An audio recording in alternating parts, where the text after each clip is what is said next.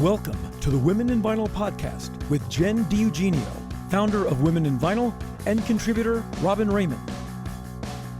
This podcast facilitates conversations with those working in the vinyl record industry to educate, demystify, and diversify the vinyl community.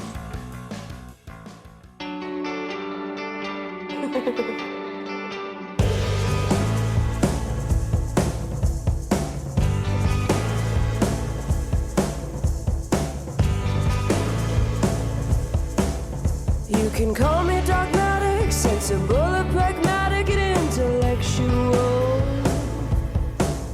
Ghost contacting, pseudo-spiritual. You could say I'm dramatic, I have been known to have panic attacks. I'm so self-critical, I hint at naivety. I got the mind of a wishing well. I'm sentimental, above rational.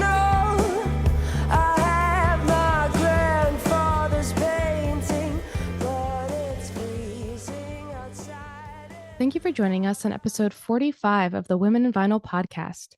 You just heard Winter Lining by Canadian artist Q Varro off her upcoming album Cowboy Witchcraft, being released on Robin's new Red Spade Records label.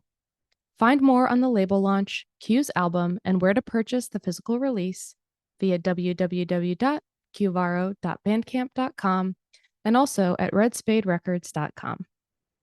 In this episode, we are sitting down with Pierre van Dongen from Green Vinyl, a conversation we've wanted to have and share with you all for a long time. Green Vinyl is working to innovate the vinyl manufacturing process by developing an environmentally friendly and alternative production process for vinyl records. It's replacing traditional plastics for eco-friendly materials. Learn more about their innovation in record pressing, where things stand now, and ways in which we can help advance a more eco-friendly product that we will all still enjoy in the same way for years to come. Thank you so much for joining us. We have been excited to have this conversation for a while, so I'm glad we were able to make it happen. And we'll sort of just dive right in. So tell us a little bit about you, how you found your way into the industry. So I've originally out of the CD, DVD industry, started in the Netherlands at a company called ODME, who made equipment to produce CDs and DVDs. They brought me to the US, and through quite a few years in that industry. We started, me and three of my friends, all Dutch guys, started for ourselves in the CD and DVD industry. So we mostly did second-hand equipment for CDs and DVDs. Became very quickly one of the larger reseller of that used equipment. We were also the only ones who would install it at factories with no risk and train the whole facility. So 2016, we got a lot of requests suddenly for secondhand vinyl equipment, and of course, very, very little available. And what was there was, really old. Most of it got scrapped in the late 80s. So we got that question once, twice, three times, and then we started thinking like, wow, what's going on? So we dove a little bit more into it. And one of my business partners, Harm Teunis, is a very, very experienced molding engineer. And he goes like, this is weird. We should look at this in a different way. So he found a big how do you call them, old Philips video disc mold. Mm-hmm. Put that in a molding machine, did a one-sided stamper from a vinyl stamper against it, injected some, I think the first one was PVC or so, or no, not PVC, polycarbonate into it, and it worked. He could play it, and that kind of was the start of it. So we started developing a new method of making vinyl records in an injection molding way. That was already done in the late 80s. I think Japan did a lot of research to that. But that got put in the fridge because the CD came up and vinyl was on a downturn, so they really did not continue that research. So we that's kind of how we got into the vinyl world. We started off with that. We after a lot of requests, we received a grant from the European Union, from the Dutch government, to do some more research on it, together with quite a few different companies, and that went actually pretty well. So now we have a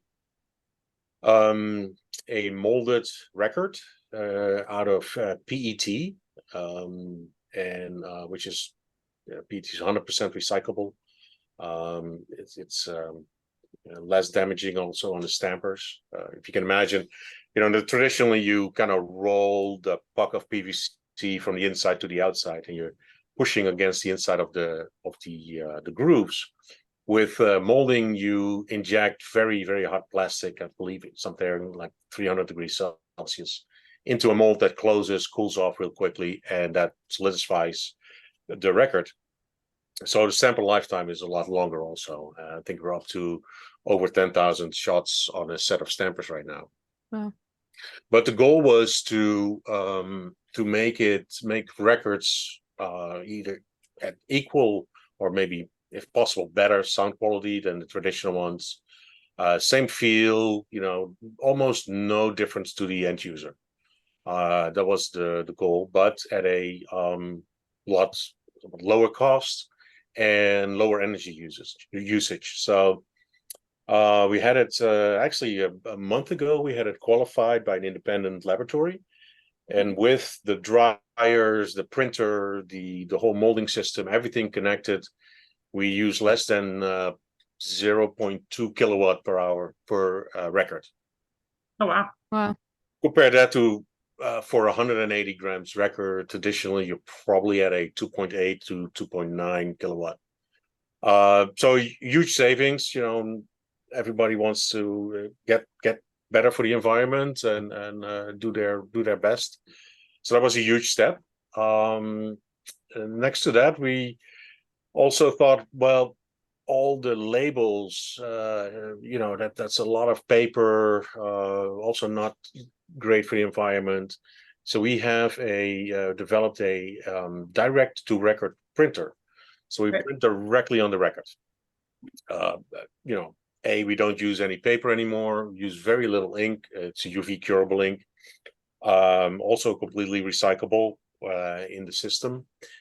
And you can do that on demand. So if you do 500 records, you need just 500 prints, and not, like with the labels now, you probably have to order 530 or 540 labels from both sides. So that was it's a big savings, and also better for the environment. So what does it actually look like? Because I think a lot of listeners are used to or understand the process of, we're putting stampers in a machine, we're pressing the puck, the labels are in the machine. Does this look similar to that process in how these are made? Yes and no. So the stampers are exactly, well, almost the same. They're ceramic, right? No, the stampers are made the same as for traditional vinyl. So we do that here in Pineville, in our office here. The only difference is that we don't have to form them. Typically, you form them on the outside and coin them on the inside for either a Phoenix Alpha, 2Lex, or a viral mold. Ours are completely flat because they are put into a mold. Their flatness has to be very equal on all sides, on the inside, outsides, and on the four quadrants. So we go with a 250 nanometer thickness, whereas traditionally everybody just weighs the stamper. It doesn't matter if they're thicker on the inside, outside, and that creates, sometimes a little process problems to get everything correct. But the stampers are same nickel. So what happens is First of all, the molding machine will mount stampers. The molding machine will close its mold. We inject a hot plastic PET into that with a cooling channel. We cool that off real fast. The mold opens. A robot takes them out. Then it gets cooled for a couple of steps, and that same robot takes a record which is already cooled in and puts it into the printer. I can actually send you guys a video that makes maybe a little bit more sense, or it's available on LinkedIn. Our LinkedIn page has pretty much all the videos. Awesome. So it's all completely automated. You really don't need any people anymore to handle anything. So we don't have to trim anything off of it. The only little waste or stuff we can recycle is a small sprue on the inside, which is not even a gram or so, and we can regrind that, put that back into the system. So kind of like a pin flash. Yeah. It's the process is very, very similar to making a CD. It's just bigger. Yeah, cool. Okay. Interesting. And so what is that cycle time like? Cycle time is just below 20 seconds. Wow. So Wow. I think he's at 19.8. Typically, we just run flat 20 seconds, and so 3 every minute. Yeah, I mean, a little scary that it would eliminate so many. Oh, the dogs. Yeah. Pierre, we're trying to find jobs for people over here. What are you doing, man? Luckily, there's a lot of to be honest, the more important jobs for quality control, people who listen to the records, packaging, still, mainly you can automate it a little bit, but to do that right, you still have to have a lot of people. Yeah. But yeah, it is kind of on one side. Yeah, you need less people. Pretty much, we say one operator for 2 machines, 2 to maybe 3 if you run a really big order, but safely said is 1 operator for 2. Well, and how much, like, what's the footprint of each machine? So like we've all seen kind of the inside of a pressing plant and what that looks like. Is it similar, smaller? Bigger. It's definitely quite a bit bigger. Yeah, you probably could fit at least 2 traditional presses on the spot. Okay. Which, if you roughly said, a traditional press can do around 500,000 records a year. Yeah. Ours can do 1 million plus. So all in all, that compares to each other. What about the amount that you can fit, because the process is different? Are you able to fit more on the stampers, or is it still the same amount of music? So it's exactly the same. The final record, if you really look at the record, they're a little bit sturdier because the PET doesn't flex, or actually doesn't change form after you cool it. There's also a benefit, I've had one laying in my front window in my car for the summer just to check it out, see if it worked, and it just stays the same. But the only real difference is it has a square edge on the outer edge, so it's not tapered. It's square. It's the only, if you really look at it, that's what people say. Hey, wait a minute. Yeah, that's the difference I see.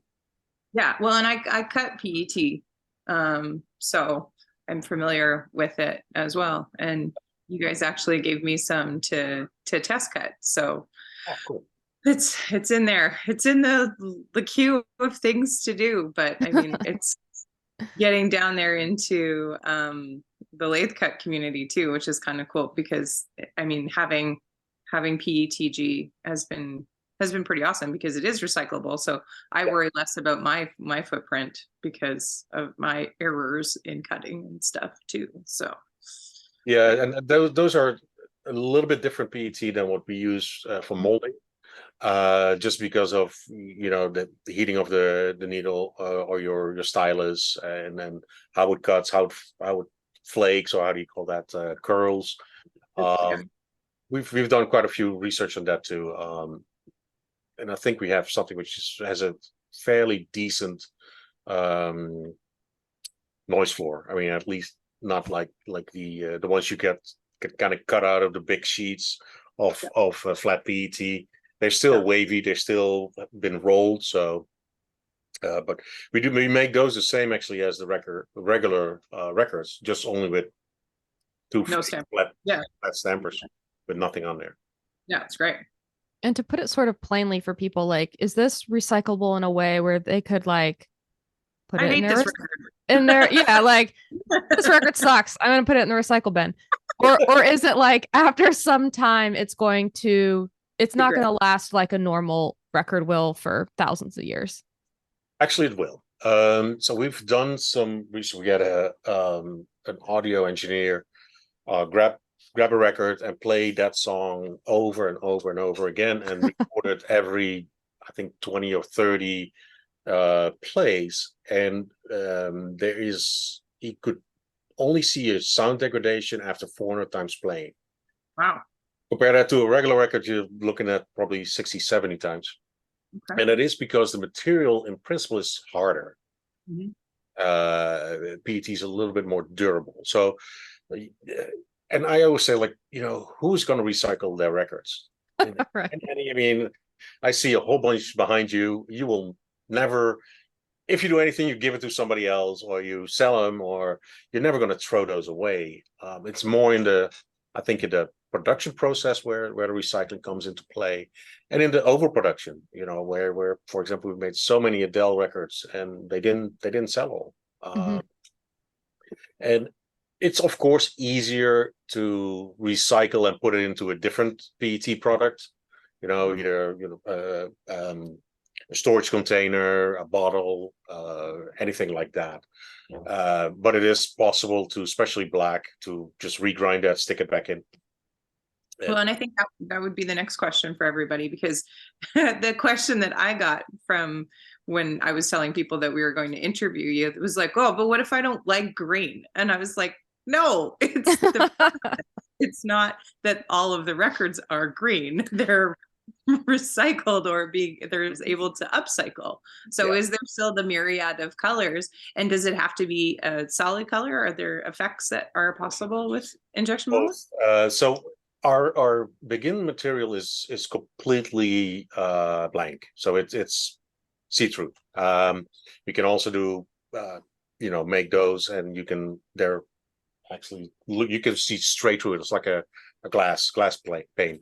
What we do before the plastic pellets go into the barrel, they get a little bit of dye, and that dye makes the color. So either black, red, green, and they can do opaque or translucent. So here's a translucent red.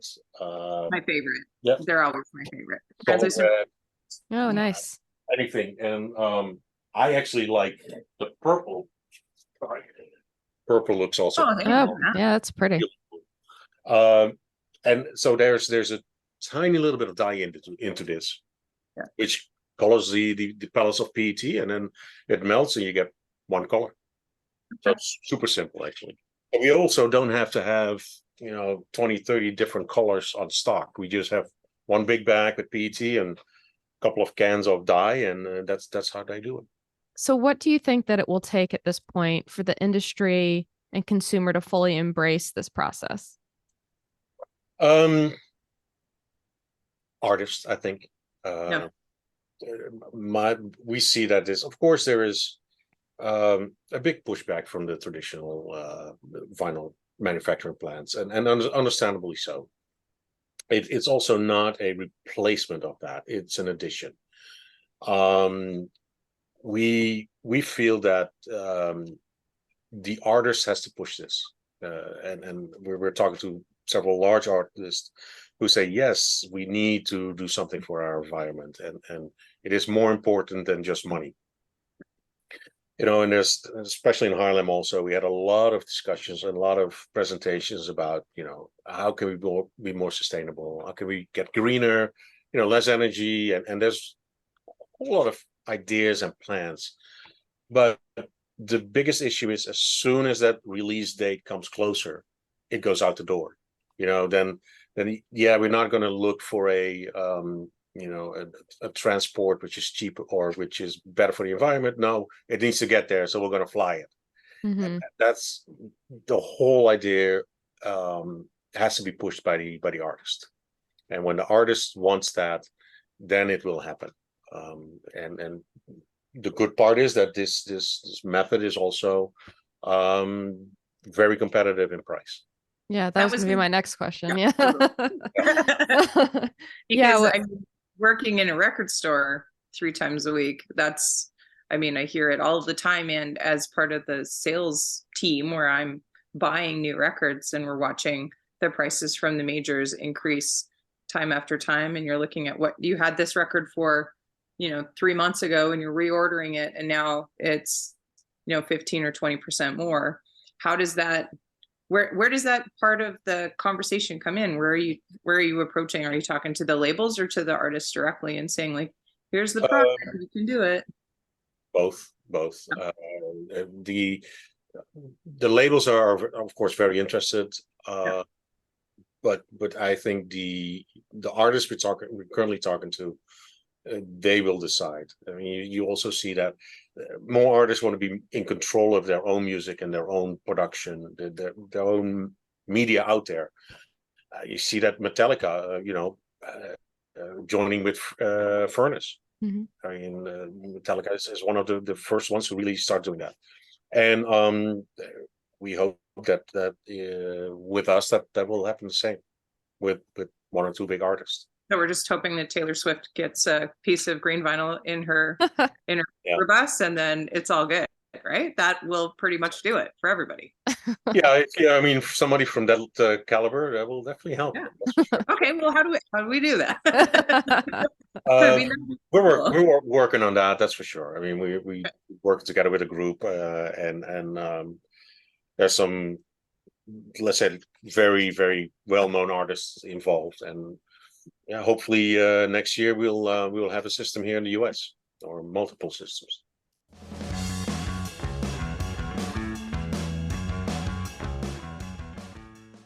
You all know by now that Robin and I are on opposite ends of the record organizational spectrum, but one thing we do agree on is how fantastic Keppel Design's record dividers and record blocks are. Beautifully handcrafted by expert craftswomen in San Francisco, Keppel dividers are sleek, sophisticated, customizable, and built to last. No matter how you organize, Keppel are the dividers to use. Get $10 off your first order of $85 or more using code WOMENINVINYL at checkout. www.keppeldesign.com. That's KOEPPEL design.com.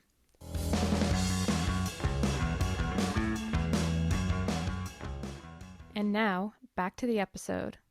So if a pressing plant wanted to invest in having something like this, is it something that they could reach out to you and try to set up getting a machine or a system, or is it at this stage you're developing it for the artist level? Yeah. So at this moment we decided that let's first do it ourselves. We have one facility in the Netherlands where we have the beta machine. The next one will be here in Charlotte. That's Q1 next year, if everything goes well. And then we'll build on that, so we can first let's get this bigger and more acceptable by the general public and the artists and the studios, and then we'll take the next step. But for now, we decided that we wanted to keep it in-house. We've my business partners all have been service engineers and technicians, and they said, well, really, I don't want to travel that much anymore. Yeah.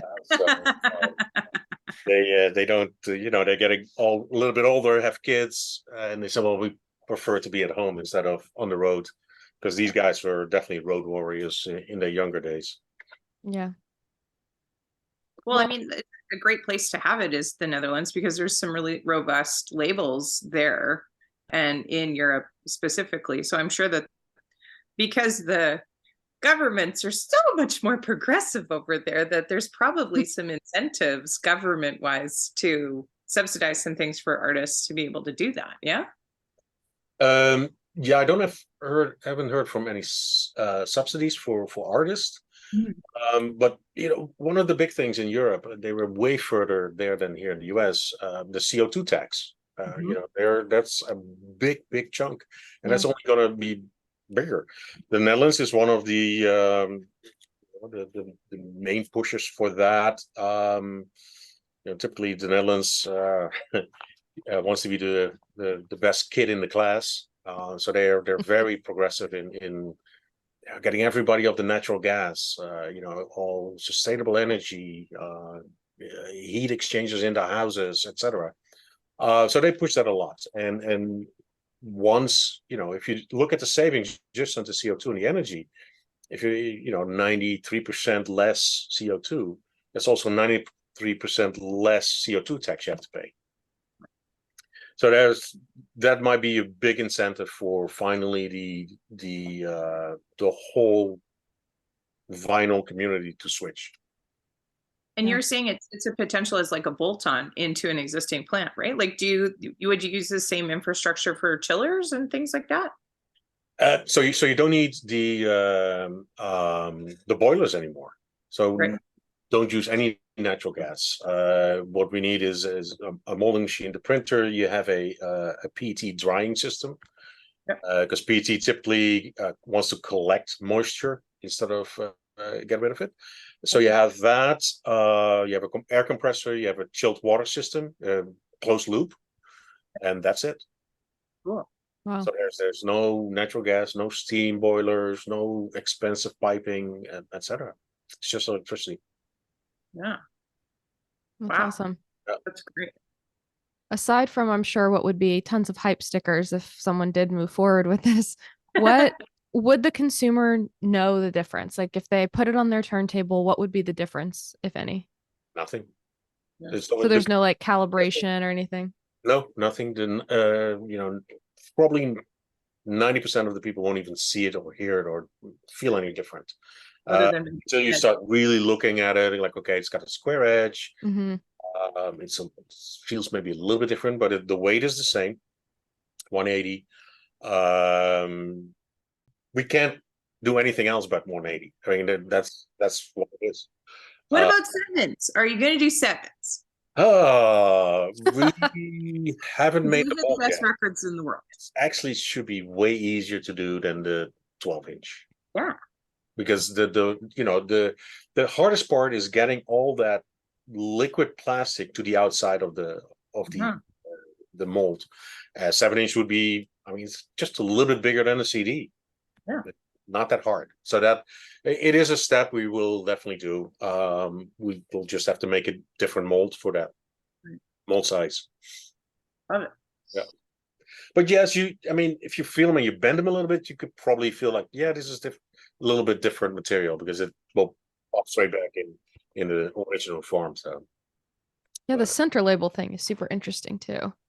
Yeah. Well, and it's similar to the record that Anik and record industry did that looked like a stained glass record. So that's the same kind of printer. It's just you just have a smaller area that they're printing. Is that correct, Pierre? No. Did you see that record? Yes, I do have one. So You have one? Well, not one of hers, but I was like, dude, they only made 200 of those. This is just printed straight on there. Oh, wow. And so it's a digital printer. So with I think there's 36 different heads on there, and the record goes underneath it. It prints it, cures it with UV light. Then the robot flips it, does the other side. We've tested it out. Harm has actually cut out the center label, stuck it in for a month in his dishwasher. It went through every cycle, and it was still there. There was no difference. So that was, I thought, a pretty good durability test. And for people, since people are listening and can't see, I mean, it looks like a full color center label, same size, everything. It's really cool. And if you have a very busy label, that's easier, because if you think about a printing head, it has all these kind of little channels in there. If you miss one little dot, you see a small line. So a very busy label is easy to print, but a label which has one solid color is difficult. You can see anything on that, and we did a lot of software upgrades on that, and that's now actually working really well. Cool. Look, we had a bunch of samples at the Haarlem show, and I think it was very well received. Awesome. Very cool. You mentioned that part of the problem is getting the material out to the edges. So similarly to pressing plants, how's the incidence of like non-fill and stitching and like all our favorite errors in the QC department? It's not there. We don't have no problem with that. Wow. Yeah. And because your stampers are thinner, I have so many questions when it comes to like putting the stamper in and then like having dust in between the stamper and the mold, and then that looks like orange peel, and then you've got all these other like random like actual mechanical physical errors that can happen. Yeah. So how is that? So AR stemples are very flat, which helps a lot with the process. Before we do that, we wipe them with alcohol, the backside, front side, with a lint-free wipe. Then we mount them into the mold, both sides of the mold. Mold closes, we do a couple of shots, and typically that takes out any dust or impurities out of it. The only things which can happen is if, for example, the molding machine cooled down overnight and there's some hard material in there, you will immediately see that on the record. But for the rest, that's why it stays on a very equal temperature constantly. Even if it's shut down, it keeps the material still somewhat warm. You have the same problem when we did CDs. Okay. But yeah, for molding, we don't have that stitching issue or orange peel, none of that. Wow. Yeah. Those QC departments must have a pretty easy day then. That's yeah, great. I was going to ask, so is QC looking to mostly make sure stampers are correct and that type of thing? Fix pops, Yeah. that kind of stuff. And you can even automate that a little bit with some software. But typically, what we do is we listen to a couple full records, and then we do spot checks, making sure that everything stays the same. Where the problems are: lead in, lead out, and the silence between songs. That's typically where it happens. So what sort of overall impact do you think that this technology could have on the industry and the environment if it were to be more adopted? Good one. One, of course, the material. Yes, PVC is what it is, and the PVC used in Europe is already multiple times better than what's used in Asia, or actually also here in the US. Some of the stuff used here still has some lead in there and some toxics in, stabilizers in there, which are not needed. It's I think one of the big steps to do something better. Of course, there is biovinyl, which is a good step in the right direction. Evolution is making big steps into a different type of plastic for biodegradable plastic PLA, I believe it is, or PHA, and great steps. I think everybody has to do their best in doing something for the environment. I of course believe that we made the biggest step into that, and hopefully it will be adapted by more and more people, that eventually, once the older machines are getting really old, that instead of sticking with PVC, that they will switch. And hopefully maybe the artists will demand that. So we don't want that anymore. We want something better. When you're getting longer life out of stampers too, because you're not using pressure on them, right? So I mean that's a huge part right there, because you don't have to make infinite amount of stampers. Now they're lasting for, I think you said between 5,000 and 10,000 copies, correct? Yeah, definitely. So I mean, imagine the savings. If you stamper copy of stamper at average cost, but you're looking still at $60, $60 to $70 per side, and they traditionally last 1,200, 1,500 shots. It's big savings. And not only that, also the mold. A traditional mold lasts a year before it, starts leaking and gets issues. Ours has been in there for 4 years now, given Right. not continuously running, but um, there's no degassing of the material. There's no chlorides, which slowly eat your mold and your stampers. Well, and just that mechanical pressure Yeah. of smashing things together Yeah. will wear things out over time for sure. The molding used is also used in automotive industry and all kind of generic purposes. So the cycle time we have is so slow that, because I asked, okay, what are the wear and tear parts in the molding machine, and he started laughing. He said, well, you might need a motor in 20 years. So I was like, okay, that's great to know, but so wear and tear for those type of machines, they're so rigid, it's so slow. I mean, in our industry it's fast, 20 seconds, but in generic molding it's slow. I mean, the CD is made every 3.5 seconds. Since it's traditional stampers, I think some people listening may be curious to know, like, is the beginning process the same then? How are you getting to your stampers? Exactly the same. So we get lacquers from a whole variety of cutters. We get them here in our facility, and we do the same thing. We silver them. We do slow plates and then fast plates, punch, polish, and form them. That's it. Do you foresee that being some technology that you'll try to look into as well, considering that lacquer manufacturing is also a scary Which point? situation? Yes, we are working on lacquers. It's Hallelujah. I know. That's the first time on this Everybody bookmark that.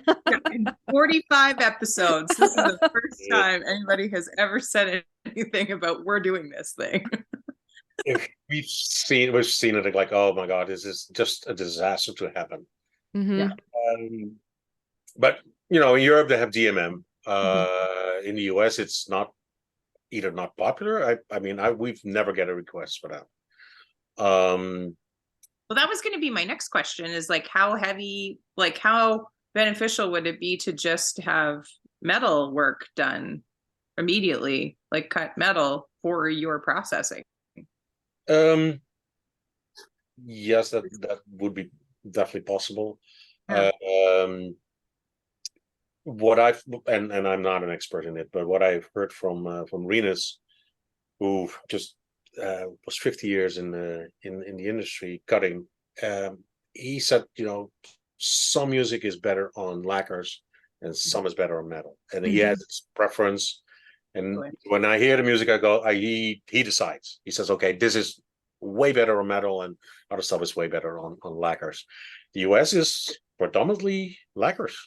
I mean, we haven't gotten any stampers made from metal. I think there's only maybe 8 total lathes in the continental US that have the capability to cut metal, maybe, and it might even be 4. But I mean, it is true. And everybody that's listening, we can reference the episode that Jet was talking about, where they did a 1-to-1 of the same band that shall not be named on lacquer and DMM and that kind of quality. What I've heard from my mastering journey is that Euro music has always been better in DMM because of like the high frequencies and like the more aggressive high frequency response for DMM, and where in the North Americas, where we use a lot more like acoustic instruments like drums and bass and less synthy material, it's better with a lacquer because it allows you a little bit more width. So yeah, it's actually funny you said it, because last Saturday the Vinyl Alliance did a little comparison, and I don't have the ears for it, and I'm not trained, but there were quite a couple audio engineers in there, a couple of ladies from Sony were there, and they had the DMM there. They had a regular mass stamper from lacquer there. They had a regular and a vinyl there, and they were just switching between the 3 same players, everything up, and the switching was maybe not always perfect, and it was not a lab setup, but it was really interesting how close everything was together. Mhm. Oh yeah. You know, the eventually we figured out that the DMM was a little louder, Mhm. almost a little brighter. Mhm. That's kind of the only thing and I could hear, and most people there. But it Yeah. was cool to see. Cool, very cool to hear. It was a really nice project. They did that very well. I like that. I Yeah. love that. Yeah, Love I'd like to do something like that as well for people to hear because it is. I think the lager has a little bit like of a warmer. Yeah. Mm. Yeah. Yeah. Well, we're getting close on time. So, did you have anything else, Robin? Well, we've kind of gone through all of our like technical questions, but uh Pierre, I want to know about your record collection. Are you a prolific collector as well? How did you decide that you were going to come into this and go like, this is my whole life now? Because we've all had that like little moment where we're like, you know what, I like these weird plastic discs. I think I'm going to devote my whole rooms of my houses to this and all of my paychecks. So when I was in the Netherlands, I had a reasonable. I was a young kid. Didn't have that much money, but a good collection. And I've actually asked my mother. I was there last week, and so where is it? She goes like, I don't know. So I still have to look for it. But I restarted when I did this. I really was like, well, wait a minute. I had this old record from Michael Jackson back in the days, and I had a white Elvis album. I got to find that. So I've been going through secondhand stores, and of course, whatever we make here, I've got now myself. At least in the office, let's put it that way. We do a lot more than just vinyl. We have a few other businesses we run, and this is definitely the sexier part of our business. That's for sure.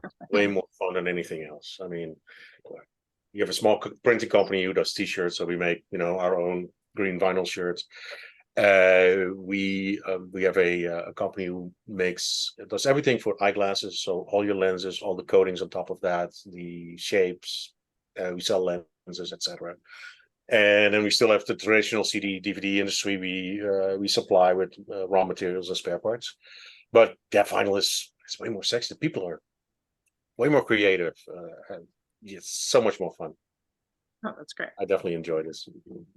Good. I mean, we that's the key to all of this advancement and innovation, right? Is having passionate people in these spaces. Yeah. I mean, and that having a government that was interested in helping you guys figure it out. That's I think one of the big parts for sure. How has the reception been in the States?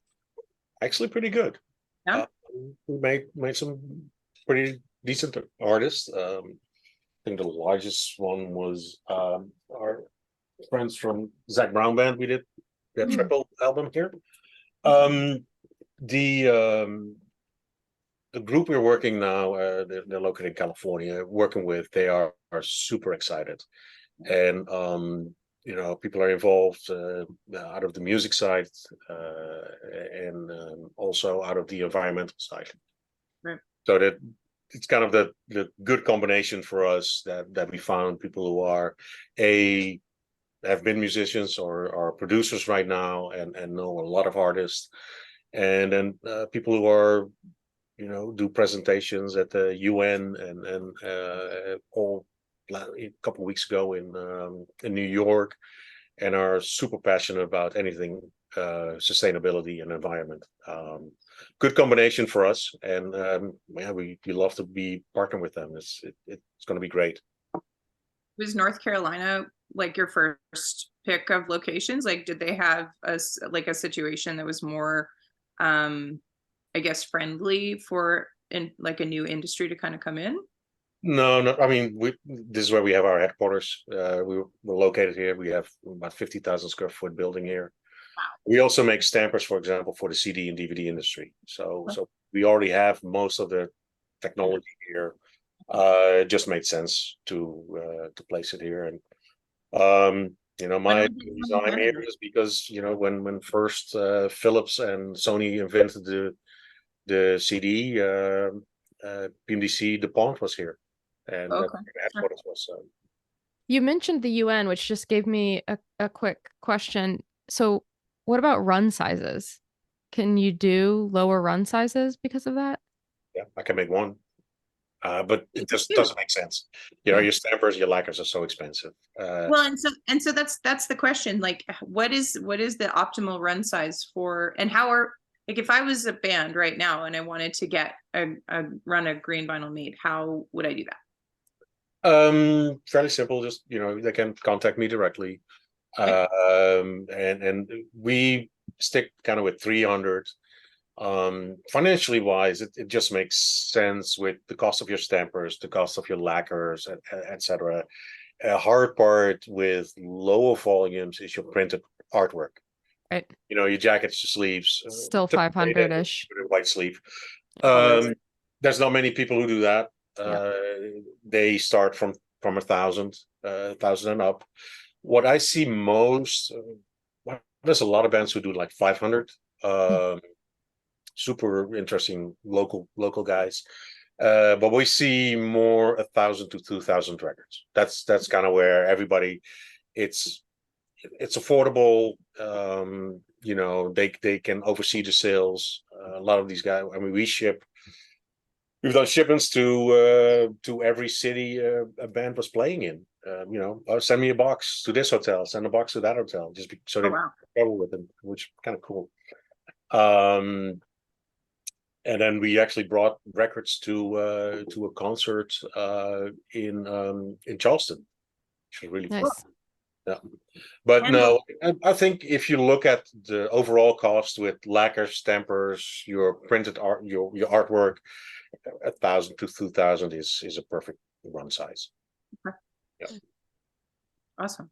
And then of course we do family making, so we typically keep the mother on stock, and then we can either run another stamper if the old one gets damaged or it's not usable anymore. Okay, so I guess the last question that we always ask is, if you could make your very own 7-inch record, because as we've discussed, they're the best records, and you can make a custom one where you have anything on your A side and anything on your B side, the perfect Pierre mixtape, what would that record look like? What would be your A and what would be your B? Oh, gee, that's a hard question, actually. I know. It's the most perplexing one I've ever come up with, and I'm so proud.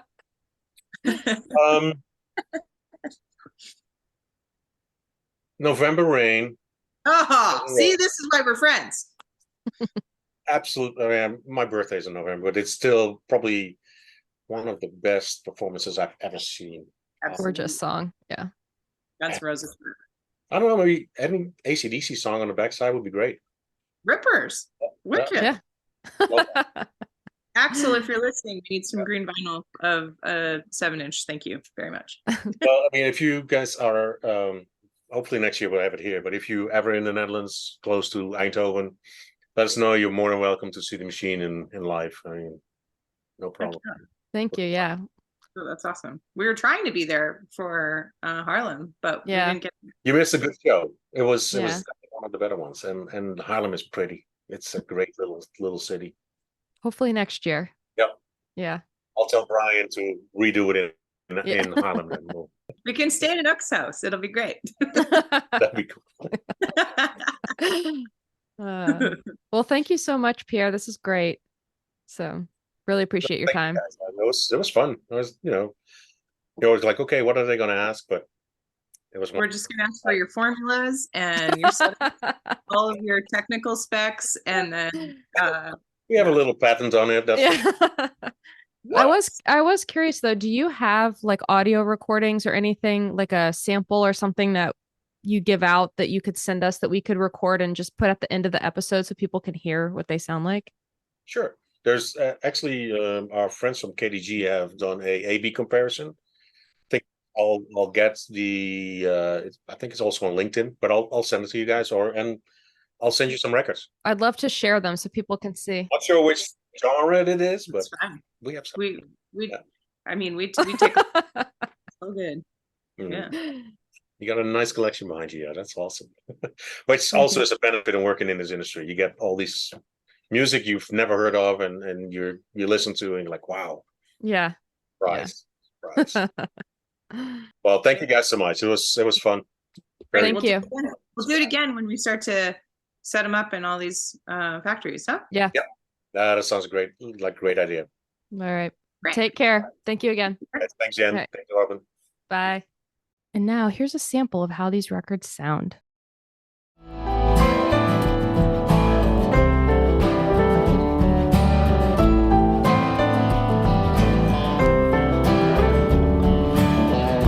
Purple haze all in my brain.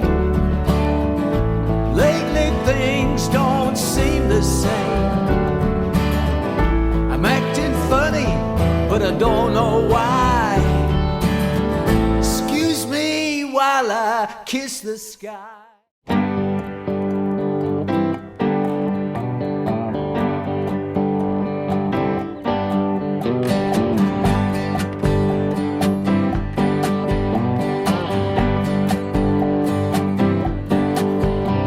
Sometimes I'm right and I can be wrong. My own beliefs are in my song. The butcher, the banker, the drummer, and then it makes no. Thanks for joining us on the Women in Vinyl podcast. You can join our ever-growing list of sponsors. Other record labels: Selector, Couple Design, Eargasm, Groove Washer, Glowtronics, New Gen Audio, and Vinyl Revolution Record Show.